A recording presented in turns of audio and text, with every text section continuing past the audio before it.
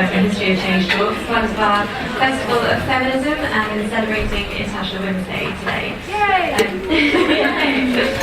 Following on from Nan Sloane's talk on the women's movement last October, we're picking up the journey where we left off from the Suffragettes up to present-day feminism. We're really excited to welcome Dr. Neophytou to speak to us today. Maria is the Executive Director of the Great Initiative, which is a gender equality charity working with women and men to campaign for gender equality. It was instrumental in the passing and implementation of the Gender Act in 2014, which mandates DFID to consider gender across its humanitarian development programs. Maria is a lifelong gender activist. She previously headed up international policy at the children's charity ARC and the Equality and Human Rights Commission, and she's also worked at the EU and the UN. Both her grandmothers signed their names with their thumbprints as they weren't given the opportunity to learn to read or write. 2 generations later, Maria was able to dedicate her PhD on gender and international relations to them. It's the global feminist movement which has enabled this progress to be possible. Before I hand over to Maria, I'd just like to remind everyone that today's talk is being recorded and will be made available on YouTube afterwards. If you'd like to join in the conversation on Twitter, please do so using hashtag #ChangeHistory or Festival of Feminism. And also, we encourage you to participate on link. If you have any questions or comments, please do so, and we'll read them out for you. Okay, please join me in welcoming Maria.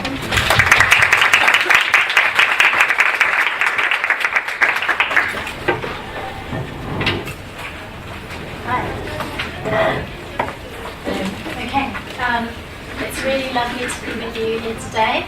I have a bit of a cold, so please forgive me, and I'm going to need your help to get through the next hour. So there's a lot of knowledge in this room about this topic, so I want you to feel free to interrupt, to challenge, to ask questions, and to participate.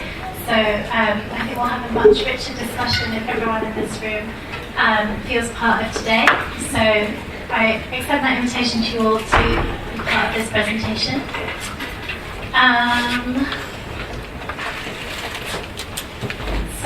The first thing I wanted to say is what an awesome speaker series you guys have put on, #ChangeHistory, which I found extremely inspiring when thinking about how to frame my talk on the feminist movement.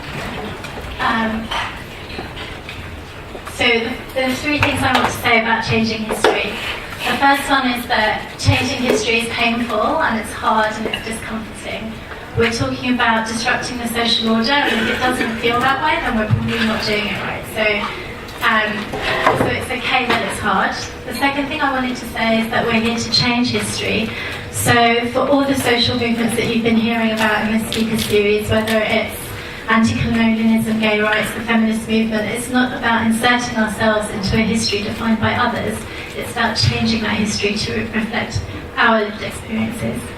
And the third thing I wanted to say is that for feminists, history is not a question of objective truth, it's a matter of perception. So for 3,000 years of human history, it has been his story. It's been a history written by, defined by men. So the important thing I want us to have in mind about history and about today's talk is to constantly be asking ourselves, whose story is it that's being told? Okay, has anyone heard of this writer, or does anyone know this book? No? Okay. I was hoping someone else could explain it. Give me a break. So Amma Ata-Adu is a Ghanaian writer. She was Minister of Education in Ghana in the 80s. This book is about colonialism. It's about specifically how the colonizer not only occupies space, but also through time begins to occupy our minds, the way we think, the way we behave, and it's unpacking that and what it means. And this quote says just about everything I want to say about feminism. She says, we're the victims of our history and our present, and our present is crucial. They place too many obstacles in the way of love. I love that expression. For me it says, there's always been a binary between reason, which has been coded male, and emotion, which is coded female. And although I reject that binary, the fact that emotion is thought of as a female attribute means it has been historically devalued. And part of what feminism tries to do is create a greater harmonisation between reason and emotion and love and compassion, and tries to bring all these values into our views of history and our present. So the way of love, and then just as we cannot even enjoy our differences in peace. So for a lot of equalities movements, we're always tripping up on this notion of difference and sameness. And again, it's just to reiterate that we're not trying to be the same as anyone. It's about valuing difference, not destroying difference. And the in peace is crucial too, because conflict arises when we start to reject difference, whether it's difference of opinion or difference in identities. And the route to peace is one of enjoying and accepting and valuing and taking joy in our differences. So,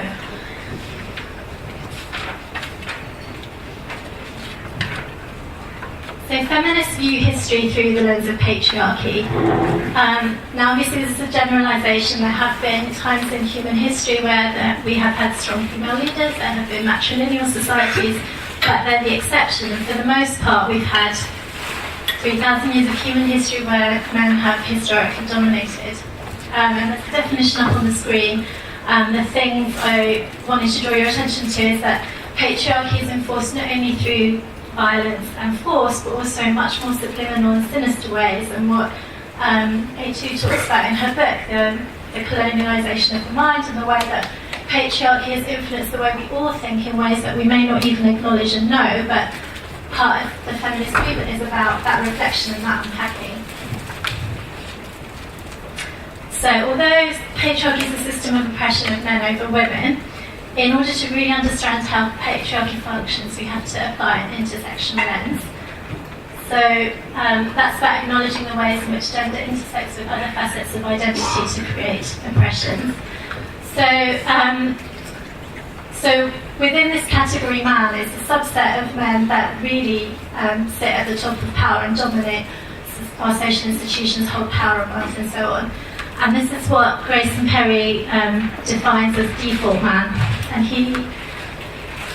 so within the category man, he identifies white, straight, cis, middle class, middle-aged men as the category of men who hold power at the top. And in the UK, you can see some figures which say that group occupies 10% of the population. And then if you start to apply those categories to other things like Parliament or the judiciary or the police or other aspects of life, you see that they occupy a far bigger portion of power and control. So that's why I conceive of patriarchy as a pyramid, with power being concentrated at the top and flowing downwards. We said that the white middle-class, middle-aged, cis, straight men occupy 10% of the UK population.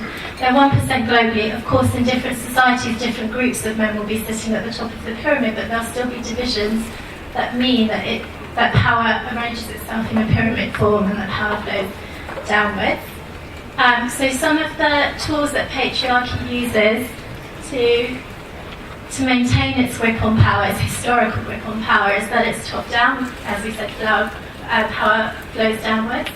It's binary, so there are lots of binaries that enforce this pyramid, whether it's male, female, black, white, gay, straight. And that creates domination and subjugation. So within all those categories, there's always one category that dominates. Othering is another process, and invisibilization. So who is visible, whose story is being told? I just picked out some 2016 examples of patriarchy. So that was the panel at Davos on women's economic empowerment. As you can see, default man. And then who do you think the government chose to be its czar on how the UK can do better to get women in business? Oh, no, that's next one. Default man again. And that's a book that came out, 22 Ideas to Fix the World, 22 Men. Okay, so that's today. We are victims of our history and our present.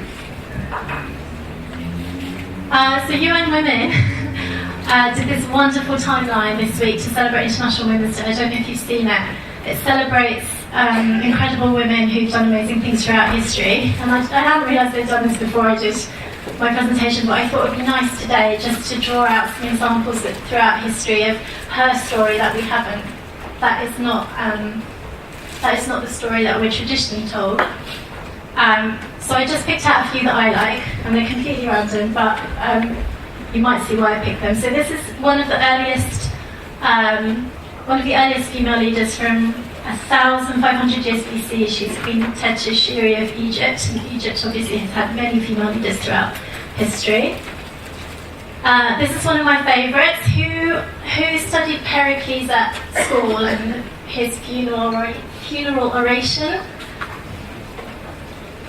Often in debating clubs, it's like a key text that people are taught about how to debate and how to construct a good speech. And what people don't know is that Plato, among others, credited his lover, this is Aspasia of Athens, for being the author of that speech. And it's one of the most famous speeches, and it's taught in schools, and very few people are taught about its origins and about her role in as a writer, a thinker, and an emancipated woman at the time. Does anyone recognise her? This is Hypatia. She's an early astronomer and scientist. If we go to the next one, anyone seen this film? So I haven't seen it either. I discovered it when I watched Star Wars and discovered Oscar Isaac, and then decided I needed to go back and look at all of Oscar Isaac's back catalogue, and he's in this film.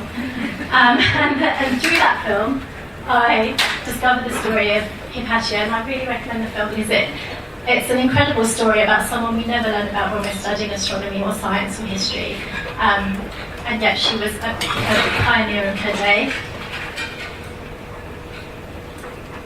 This is Queen Shawata of Nigeria, or what is now Nigeria. I can't remember what it was at the time. Her reign was in 1000 BC, and she was one of 15 successive female rulers in that territory.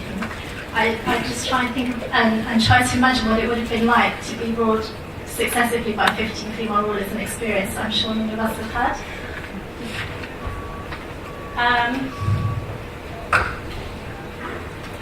So this is Amira Wahiba of Saudi Arabia. Now she led a military resistance to defend Mecca from a foreign takeover at the beginning of the 18th century. And I'd heard the title Emir before, but I didn't realise you could have emiras. And I like it because she's Saudi, and the roots of the fact that there's this great heroine that we don't talk about is an important story. This is Queen Soraya Shah of Afghanistan. So there was a great period in Afghanistan between 1919 and 1929. Does anyone know about this period of liberalisation under the Shah and his wife? And it was a time of which they abolished slavery, they liberalised the family code, they limited child marriage, it led to the unveiling of women. And it was a time in which Afghanistan was streets ahead of many other countries in the region and many other countries in Europe and the world. And eventually conservative forces forced the expulsion of the family. But I think it's important when we think about contemporary Afghanistan and accusations that liberating women, sending girls to school and so forth are a Western imposition, that we go back to the roots of Afghan history, and actually there was a time when Afghanistan was extremely liberal on these issues. Does anyone recognise her? More contemporary play in the West End with Nicole Kidman at the moment? No? Rosalind Franklin? Does that name ring a bell? Yes. Yes. So Rosalind Franklin famously discovered DNA, although it was Watson and Crick, her colleagues, who stole the idea and claimed the Nobel Prize. So one of the most scandalous appropriations of female stories and female achievements in history. And then finally, this is President Neophytou of Kosovo. This story is close to my heart because my PhD was on Kosovo. And through doing that research, I discovered that Kosovo, through the 10 years of the parallel system prior to the uprising of the KLA, was being governed through a parallel system being run mostly by women. So Serbia had withdrawn all public services, And so this parallel system collected taxes and provided education, health and all sorts of public services to a whole population for 10 years. It's an absolutely fascinating period of European history that doesn't get studied. And then what happened in post-conflict is, well, that's a whole long story, but one of the things that happened was there were quotas for women's representation in things like the judiciary, the police, municipal assemblies and parliament, which led to a lot of women rising up through the ranks. And Atifat was one of the first female police officers. She rose up to one of the highest ranks in the police force and eventually became president, one of the youngest presidents in the region, and has since done a lot to progress women's rights. I don't know, those of you who work on violence against women, whether you heard about the art installation in the football stadium in Pristina. Is that ringing any bells to anyone? No? Okay, so it got a lot of global coverage. It was in The Guardian and in the world's media, and it was an art installation to draw attention to the sexual violence that had happened in the war and the measures to redress the pain of the victims, which are happening now under her reign. So, feminism, so the idea of the equality between the sexes has very deep roots in our history, but it's fair to say that it wasn't until the 18th century that political philosophy, so feminist political philosophy, starting with Mary Wollstonecraft and the vindication of the rights of women in the 1700s, incidentally on that topic, and recalling what we said about invisibilisation. There's a great campaign at the moment called Mary on the Green. I don't know if you've heard of it, but 90% of London's monuments honour men and their stories. And Mary on the Green is a campaign that's trying to get a statue of Mary Wollstonecraft in Newington Green where she grew up. But just again, another example of whose stories get told and the invisibilisation of women throughout history. And then the feminist movement, so the mass public mobilisation of women to campaign for change, in this country at least, started at the turn of the century. And I'm going to go through the different waves of history, but with a massive caveat that this idea of telling the story of the feminist movement through waves, it is contested and should be critically examined because it is a very Western way of telling the story and it doesn't really reflect how feminism has evolved in other countries in the world. But with a UK lens, so you've already had a talk about the suffragette movement, so I'm not going to dwell on the first wave. My own take on the suffragettes is that they were a lot more radical than they get credit for. The vote for them was not an end in itself. It was about education, it was about women in employment, and it was about the home. And you'll see from the cartoon at the top, which is warning people that if women got the vote, then my goodness, the next step would be that men might have to hold babies and do housework. As if this was the worst thing that could happen. And of course that's what the suffragettes were about. Does anyone recognise the suffragette on the left? No? Okay, so she is, let's click through. She is called Sophia Julep Singh. She was Queen Victoria's goddaughter. She played a really huge part in the movement. She financed the movement. She took part in some of the tax strikes. She ran in front of Asquith's car with a banner saying votes for women. And when Emmeline Pankhurst died, she took over as the leader of the suffragette group. And she's just an example about whose stories get told and whose stories get uncovered and by whom. So she's since had a book written about her by a Sikh female journalist, interestingly, and now the BBC and PBS have done a big documentary about her. So it's interesting about how stories get told and who tells them, and the importance of acknowledging the diversity of our history. So the second wave was all about women's lib. And one of the defining slogans of the second wave is that the personal is political. So it's about disrupting this binary between the public sphere of work and male power and the private sphere of women in the home, and disrupting the boundary and showing how the person was in fact political. And it was a great era of protest in keeping with the times, and it was also a great era of huge advances. So we had equal pay legislation. You can see the Dagenham machinists at the top. We had our first anti-discrimination legislation, reproductive rights, and so on.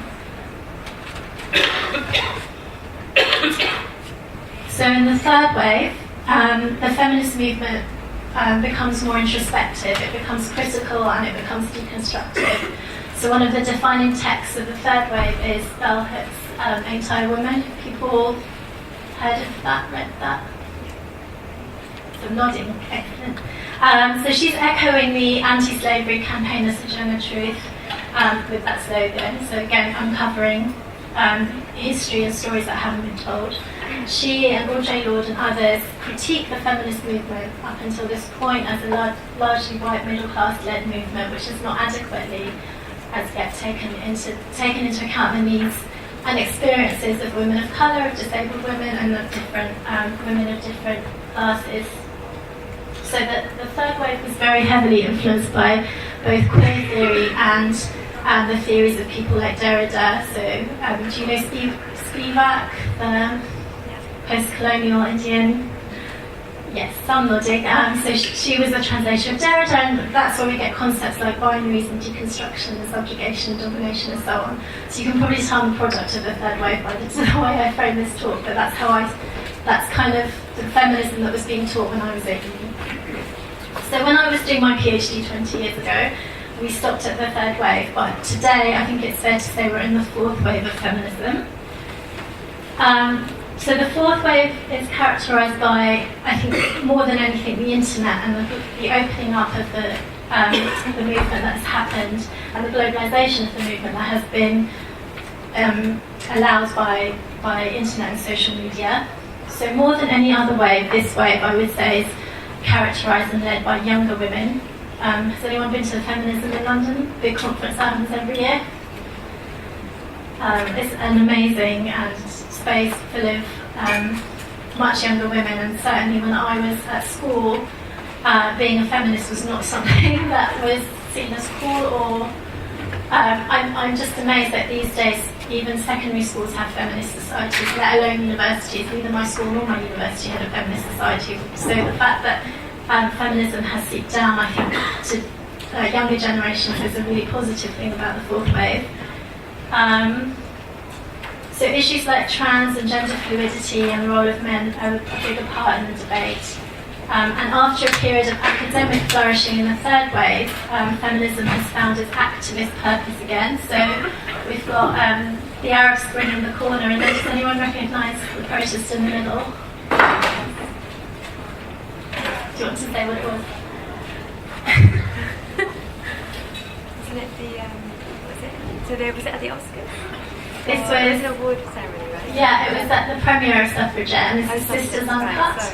So Sisters Uncut were echoing the direct action tactics of the Suffragettes by drawing attention to the cuts and the effects on women. So research shows that 80% of the cuts in the UK have been felt by and absorbed by women. And Sisters Uncut are, like I said, drawing inspiration from the direct action tactics of the Suffragettes.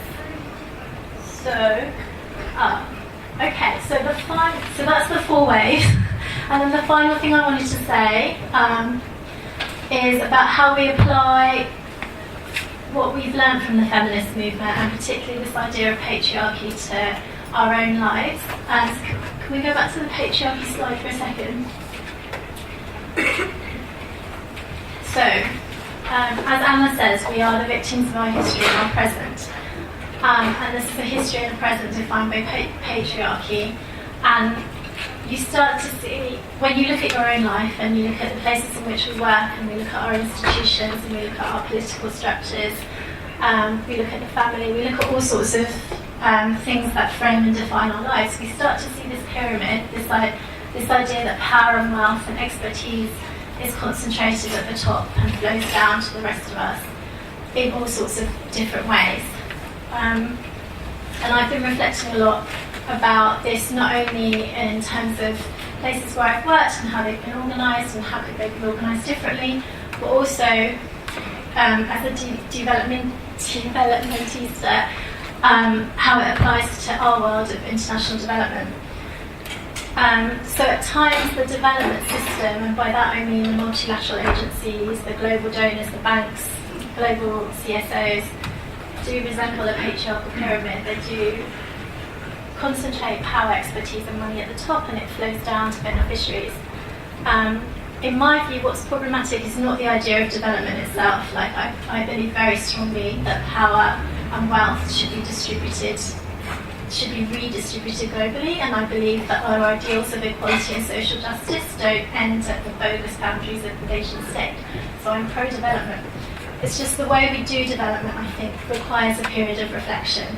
I think that SDGs are a step in the right direction, a massive step forward from the MDGs, which were a group of default men, experts telling the rest of the world what the targets were, to a system now where we've had a period of global engagement to arrive at a framework which applies to everyone and which acknowledges that development is a spectrum that we're all on and that we can all learn from each other. And I think that framing is a lot more feminist, if I can call it that, but it's certainly one of the teachings of feminism about how we deal with power and how we invert or transform the pyramid. So, as Beyonce says, feminists didn't come to play, they came to slay, they came to not climb to the top of the pyramid, but to just destroy the pyramid. And I think there's some learning from that about our own world.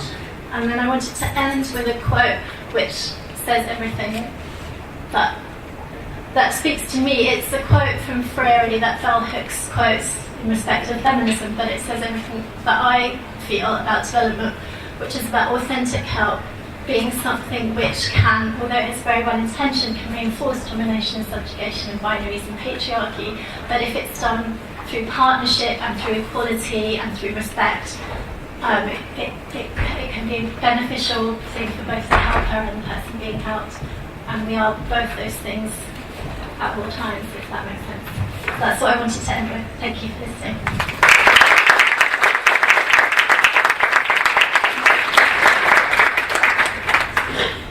Thank you very much, Maria. That's a really interesting talk. Does anyone have any questions or comments on that?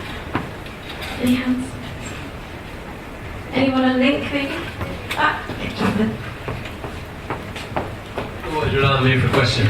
So, despite being a default man, and I read that article, which I thought was absolutely brilliant, Grace and Perry, very funny, apart from anything else.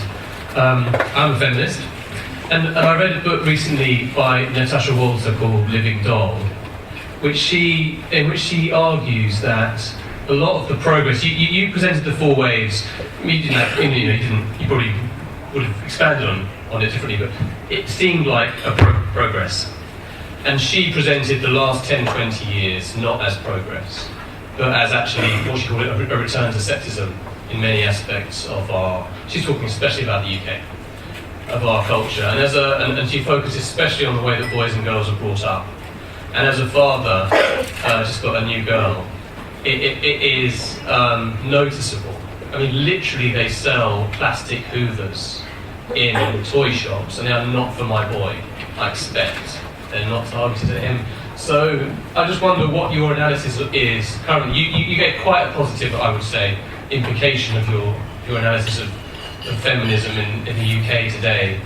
I just wonder if you, on reflection, are quite so positive about it, and aren't there undercurrents that seem to be fighting back against the progress that's been made? Great question, thank you. Congratulations on the birth of your daughter. So a wave kind of flows like that, doesn't it? It arcs and then it goes back, and then it arcs and it goes back, and that's how I kind of think of our history.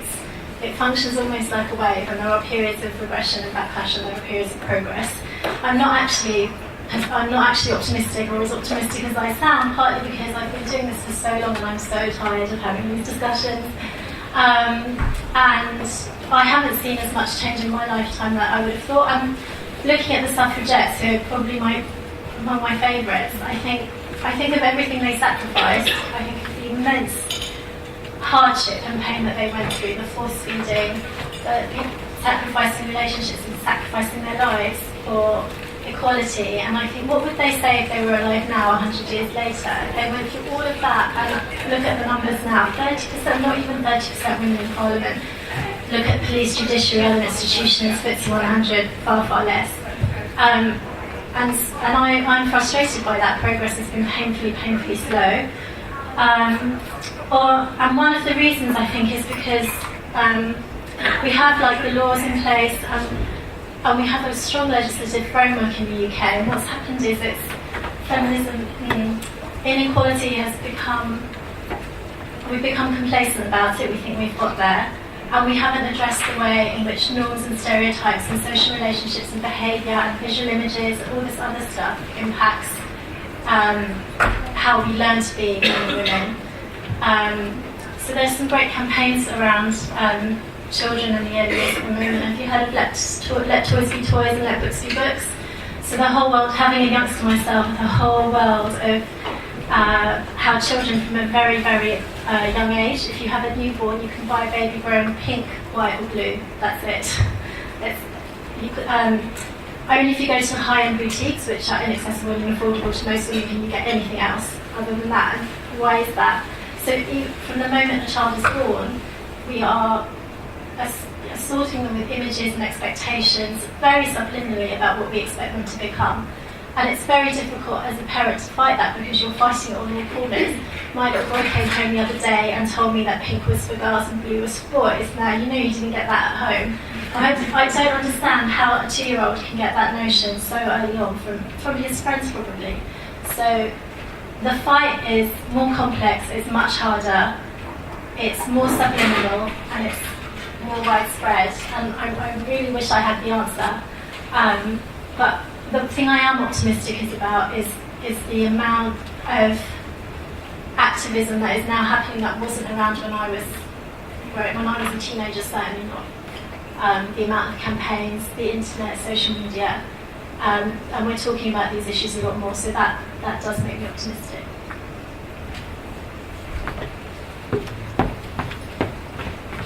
Thank you. Thank you for a really interesting talk.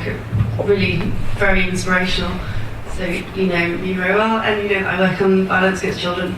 And one of the things that we see in the sector is, you know, there's all this talk about women and girls, but actually, unless you're engaging the boys, you're not breaking those cycles of intergenerational violence. And actually, maybe it's also about breaking down those social norms that are constructed by a patriarchal society around the pink and the blues and that division.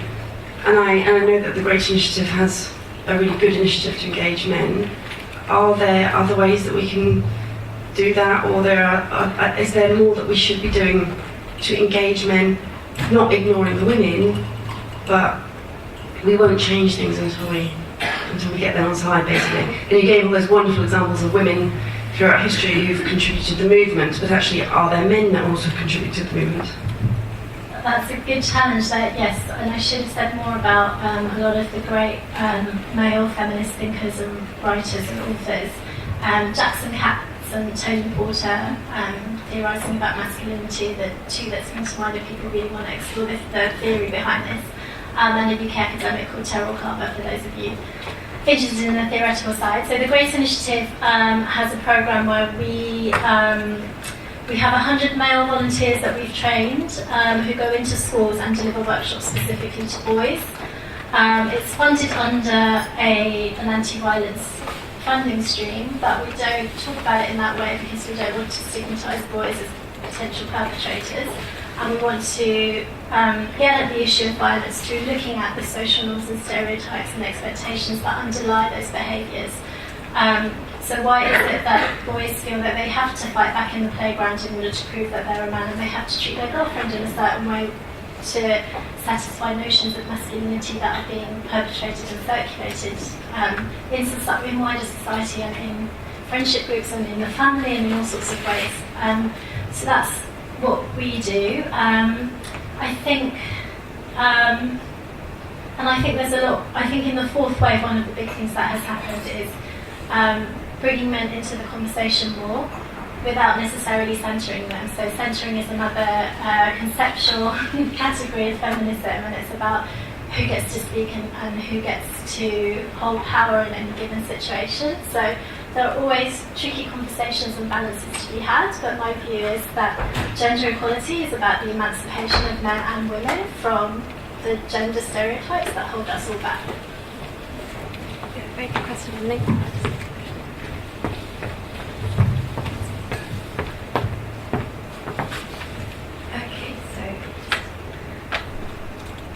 Christophe Belperon is asking, feminism started from the socialism movement.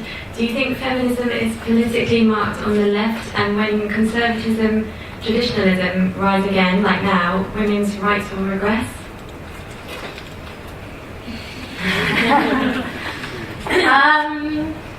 So I'm on the record, so I'm going to give you the objective answer, which is that no.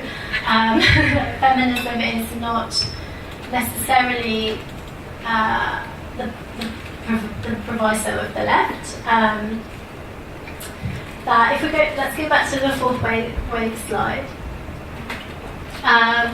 So I can argue it both ways, but I'm going to be objective. So Sheryl Sandberg, you wouldn't describe as as a socialist feminist. She's a liberal feminist. Now there's a lot you can say to critique her book, but she's been one of the most widely referenced and widely quoted contemporary feminist writers, and I wouldn't take away the label feminism from her just because there are aspects of her conceptualization of feminism that I personally may not agree with.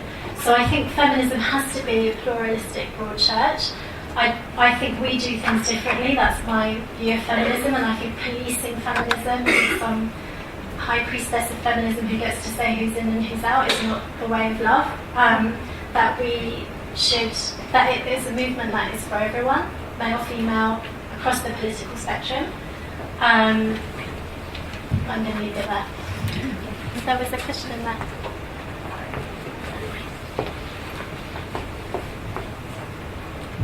Hi, I just wanted to ask kind of what your analysis would be of Beyonce. You know, her face is on the poster, her face is on the fourth wave of feminism, and this is a woman who, you know, sings songs about I'll be whatever you want me to be, does music videos where she's dancing naked in front of her husband, saying things like that. So I find it really difficult that she's kind of so much the face of this wave of feminism. I find it kind of demoralising. So what would your kind of take on that be? So that's not how I feel about her, but it's a point of view I hear a lot and that I have some sympathy with. There are lots of ways I could answer that, so this is not in any order. So the first thing I would say is that when you start to disrupt binaries, you start to occupy a much more grey space of complexity. Things are not right, wrong, black and white, male or female anymore. There's something else, and that space can be an uncomfortable space sometimes that we're all getting used to occupying. So how can you be one thing and another at the same time? I think the feminist condition is one of cognitive dissonance, which means that a lot of the time we can critique. Let me take an example to explain that. So the idea of beauty and the beauty myth, Naomi Wolf's book about how the global beauty industry exploits women and exploits their vulnerability and so on, I completely agree with. I think it's as relevant today as it has ever been. At the same time, I would love to spend the afternoon in Space NK with my friends getting makeovers. And so that's cognitive dissonance, and I think that a feminism that denies female pleasure is going to run into problems. And I think we need a way of both acknowledging the critiques, but also acknowledging what gives women joy and pleasure, and while at the same time being empowered in that joy and that pleasure. I'm not sure if this is making any sense, but stay with me. And so with Beyonce, she has her contradictions. The reason I think she's an important part of the fourth wave feminist movement is that no one has, I really believe no one has done more to make the idea of feminism and female power relevant, especially to younger generations, than her. So young girls that we go into schools all the time, we work with young people a lot, and they're not getting their feminism from Jermaine Greer or even Caitlin Moran. They are getting it from people like Beyonce, and we have to take that seriously. I thought Formation and what she did at the Super Bowl was an incredibly important cultural moment for the US and globally. The coverage wasn't just in places like Jezebel and all the feminist spaces, it was everywhere. Washington Post, The Guardian, Le Monde, she generated a conversation about class and race and gender that I can't name anybody else in the world who's generated that kind of global conversation. And then the final thing I want to say is that you may have noticed that Bell Hooks is one of my heroes, and obviously Bell Hooks has critiqued Beyonce. Now she didn't actually say Beyonce is not a feminist. She said part of what Beyonce does is not feminist, and that may well be true. And she talks about how one of the key ways that women are oppressed today, it's not through necessarily direct discrimination, although that still happens, as does violence, but through visual media. So because of the internet and what I talked about, the aspects of the fourth wave, we're seeing about, I think it's something like 5,000 images a day I read. I can't believe that's true, but that so many images that in obvious and also subliminal ways affect the way we see men and women. And so how we visually present ourselves is the subject of feminist critique, and there's a great debate happening about that. So what I would say is that debate is happening within the feminist movement. It's a relevant and valid debate. That's a very relevant point of view. I think I occupy like that kind of smudgy space in between where I get it, but I also don't take anything away from her achievements. That's not a very clear answer, but I guess that's the space we're in. Does anyone else have any thoughts on Beyonce? I wonder, because of the way the music industry is orchestrated and it's very male orientated, I'm a little bit concerned about the fact that this could just be a huge publicity ploy and have it mastered from the top down and may not be particularly Beyonce herself. And considering her husband's, a lot of his lyrics are particularly, she doesn't really practice what she preaches. Any other thoughts? Anyone going to help me defend that? On that, it's impossible for us to know how much of it is PR and how much of it is orchestrated. I see someone who embodies power and strength when I see her. But that's my gaze, and you're shaking your head, that's not what you see. That is perfectly valid. What I want to say about feminism is, let's bring all these views. All these views are valid, and I'm certainly not going to police what's right and wrong, and I don't think that's the right space for feminists to be in. I hear you, I understand the scepticism, I think it's a fair challenge. I love Beyonce, I do. And I don't think we should define her by what her husband says or does, which I guess is the underlying point, and it's not. I guess feminism is about creating choices and recognising difference, and it's not for us to define who that is for people, I'd suggest.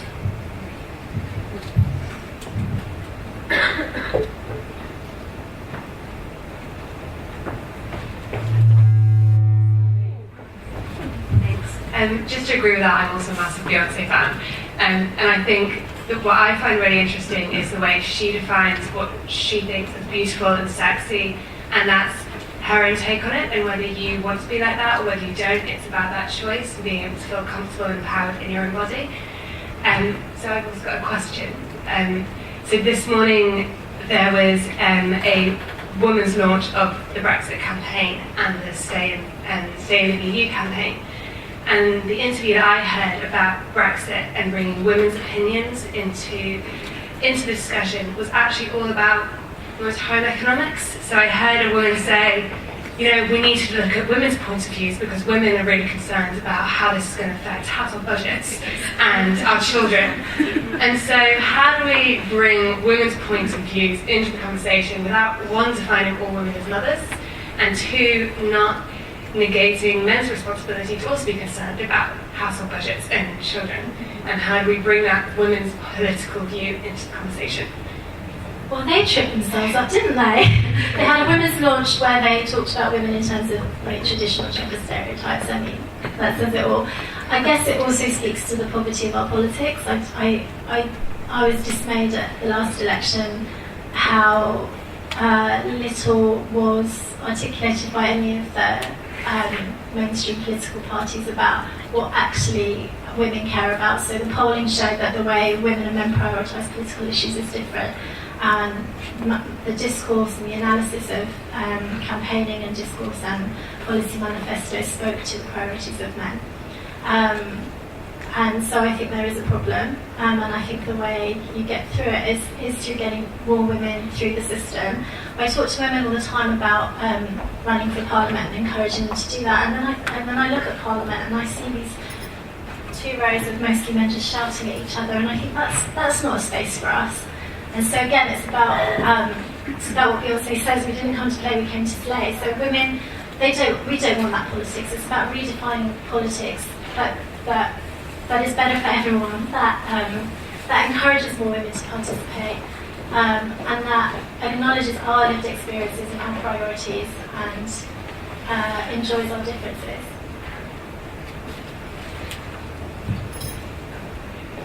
We do have 2 more, I think. I'll just read them both out for you.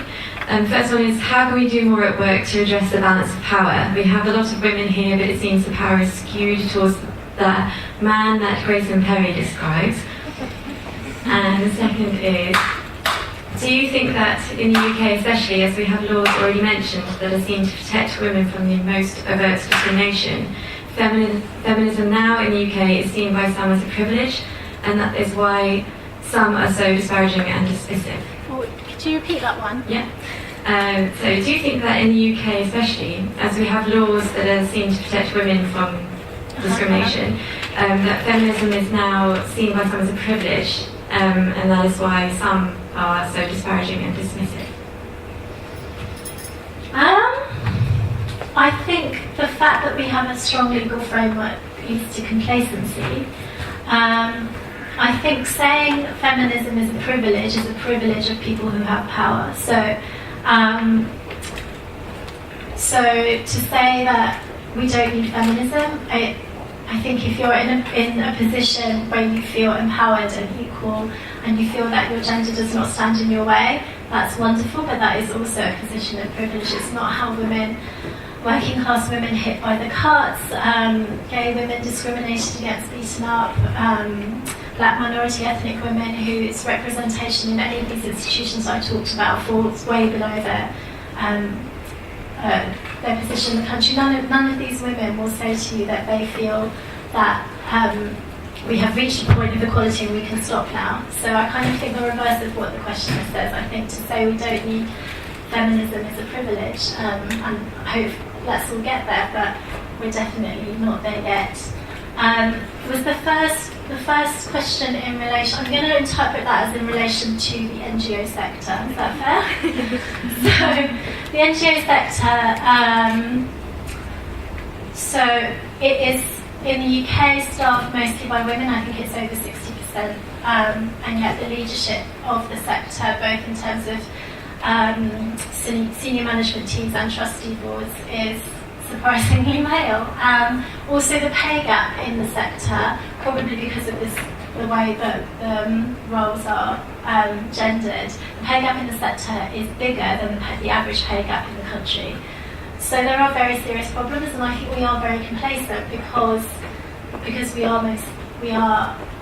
don't have that entry-level problem of not attracting women. We attract women in droves. What we don't do is nurture them and keep them and elevate them. And I think partly it's because that we are structured like everyone else in a patriarchal pyramid fashion, and I don't think we've done enough to critique that and to transform that system in the workplace, and be braver in transforming that. So making our organisations a lot more flat, making them a lot more flexible, cultivating a culture of leadership that doesn't just privilege being strong and being the first to speak in a meeting. Nothing wrong with that, but some people like to hold back and listen. Some people have to, the idea of what a leader is still, and in leadership courses and all sorts of things, is still looking at characteristics that are more often displayed by men, and not acknowledging and nurturing some of the characteristics that women bring to the table. So there's all these things that we have to reimagine,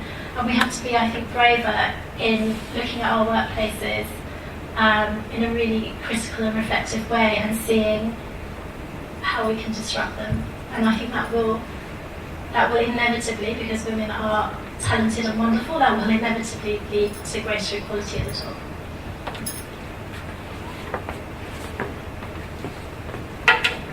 Hi, thanks. I've got a couple of questions. One is if I can get your point of view on the whole issue of quotas for women, which in some countries they call pink quotas, which is a term which I find highly contradictory and infuriating. And the second is what I appreciate about feminism, and I think you can tell it very strongly in the third and fourth wave especially, is how it's become much more, in breaking down the binary structures, it has become a lot more about inequality, as opposed to just sort of the women versus men debate. So what I'd like to ask you is there a problem today on the term in and of itself? Is it alienating in and of itself? Is it a binary structure in and of itself? Using the word feminism is, I am worried that it sort of, it encourages a whole sector of society not to be involved in the debate because of the fears of how loaded it is, its history, its implications, its history is, you said, a matter of perspectives as well. So that is a really big deal to me, and I wonder, and I'm worried about the effects that it has in terms of opening that debate and allowing everybody to have a voice. Because for me now, it's become a question of inequality much more than it has been about getting the women's movement on at a certain level. That's a really interesting perspective. To take that one first, I don't think of feminism as binary, and it is a theory of how human beings get categorized into men and women. So it's theorizing the binary, but it's not in any means reproducing the binary. So Simone de Beauvoir famously said there is no such thing as women. Judith Butler's Gender Trouble is all about how gender is performative, it's something we perform. So I don't think feminist theories have reinforced the binaries, they've tried to shake them up. Is it alienating? Yes, but that's a function of, I would say that's a function of the patriarchy. And I think I don't think we should abandon the term, it's our term, we should be proud of it. We shouldn't, if it's alienating, let's try and bring the women who are alienated by it in through being more inclusive and more diverse, and I think that's the way that it will function to create a stronger and more cohesive movement. And then on quotas, I think Nan Sloane said in your previous talk they are the only thing that has ever worked. I think they should be a temporary measure until we get to a position of equality. And you can have gender-neutral quotas, so they don't have to be pink quotas. The way Sweden does quotas is it says that no more than 60% of X political party or institution or NGO or whatever should be male or female. So when you get to 60%, 61% male or female, then the quota comes into play, and that way it's not seen as something that's there to help women, it's there to at the service of equality.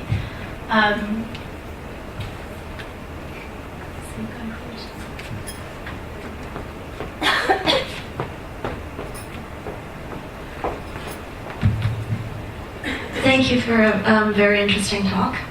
My question relates to the fourth wave feminism slide that you've got up now. And just looking at it quickly, it's very symbolic. So the question is, given the new technology and types of media at play, how can we ensure that it doesn't become, the fourth wave doesn't become too disconnected from quite bread and butter issues that have not that much to do with identities, symbolism, interpretations, but with basic needs that are still very much unfulfilled to this day. So how do you see that playing out in this current wave? And also given the fact that one needs to be quite literate technologically as well, how can we try to avoid replicating inequality on that level too? And just one tiny thing to add, there is a gender working group in Save the Children. If people are really interested in joining, please feel free to do so.